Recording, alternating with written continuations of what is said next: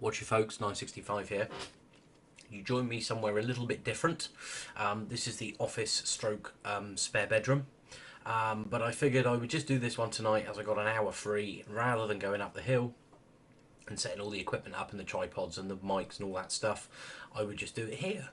So I've had a number of questions over the last few months regarding logging of contacts. What information should you write down? How should you set your log up? And so on. Now, everyone has a different way of doing it. Some people use pen and paper. Some people use electronic login software. I'm old school.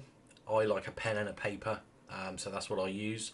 And whether I'm running a net or whether I'm just a station on a net, I will generally keep the log the same way. So the information that I log down is the name, handle and call sign, then the location, and then I will log their signal and radio reports. And I will generally get most of that down whilst they are speaking. Some people have a habit of actually pausing while they write stuff down and then they go back to the station. Now, I don't like to do that because it leaves dead air and it leaves a bit of confusion as to whether you've heard them or not. And what I've heard happen in the past is while people are leaving that pause, the other station will call again. And they will call again just as the other person keys up to reply, and they double with each other, which means basically they're both talking at the same time. Then they drop the key at the same time, and neither station knows what's going on. So generally, if someone calls in, I will be writing down as much information as I can whilst they're speaking. I'll have the mic in my hand still, and then I will key up as soon as they stop speaking in order to go straight back to them. Now, I've written up a sample, well, not a sample log, this is actual log here, and what I'm going to do is I'm going to put it on the screen so that you can actually see it better rather than me trying to hold it. So generally speaking, if someone calls in, I will try and get their name, their handle or their call sign first. And that's important because obviously if you get 3 or 4 people call at once, you need a way to be able to identify those stations, to tell them you've acknowledged them, that they're in the log, can they stand by while you try and bring the other people in as well. So if you can get a number or a name or even a location, you can revert back to them straight away and say, okay, 104 009 141, you are acknowledged, you're in the log. Could the other station that called please try again? And that way you can separate them out. 3 of them know they can just stand by, and then you can try again for the 4th one that was a little bit quieter or a little bit harder to understand.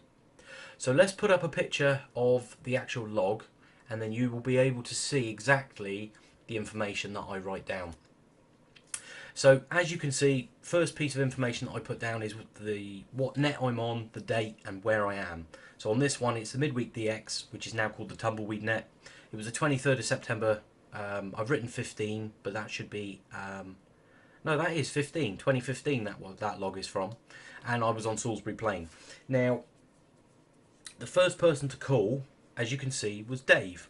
So first thing I do is I wrote down his call, Charlie Tango 346, then his name, Dave, and where he was. Now at the end of that line you can see I've written QRT. Now QRT is one of the Q codes that's used. It's an abbreviation and it basically means someone has shut down the station. So when someone disappears off the net, they've finished, they're going to go home or whatever, I will write down QRT. That way I know that A, you don't have to keep calling for them, and B, don't put anyone through to them because they've gone. Okay? Now, I wasn't far from Dave on that occasion, so I didn't write down a signal or radio report because he was 30 plus and easily Radio 5. But as you go down the log there, you'll see that I've got 009 Mark, British Mountain, South Wales. He was £7 Radio 5. And then there was a Tango Whiskey station.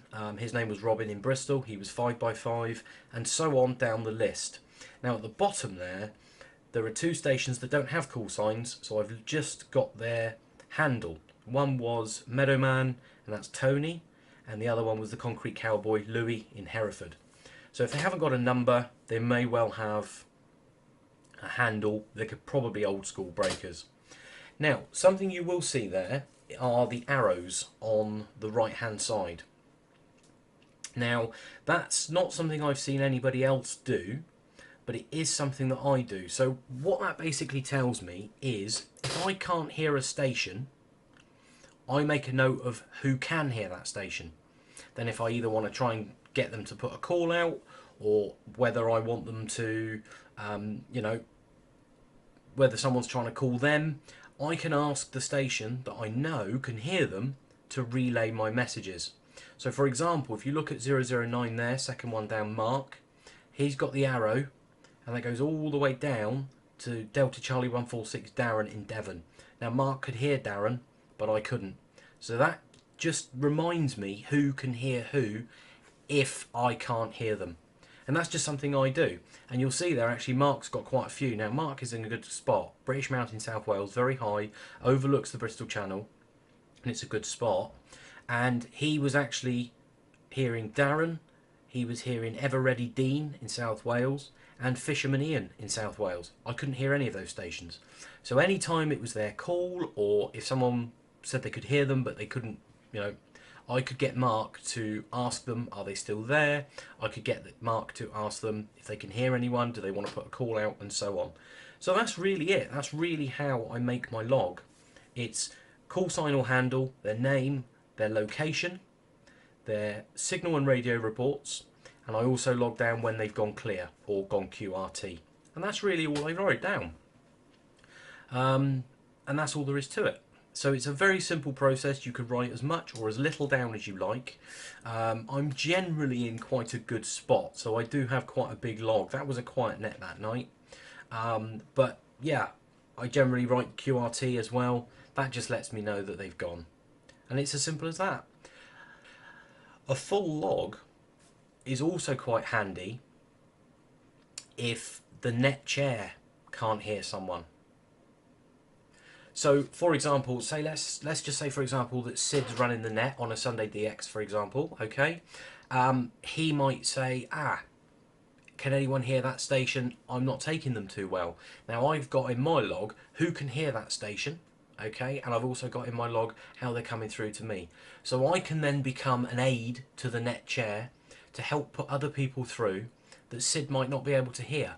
And obviously, if you can only hear one side of the conversation, it's very difficult to control that part of the net. So it all adds to the overall kind of assistance, if you like, in running a smooth net. So that's basically it. That's what I write down. That's all I write down. There's no real need to write any more. I mean, you could make notes however you like. But that's it. That's all you need to do. That's all I do. Simple as that. Job done. So there we go. I hope that was helpful. As I say, I do get quite a lot of people asking me, what do you write down? How do you log it? And that's how I do it. So, little short video for you there, and we'll catch you on the next one. Cheerio, bye.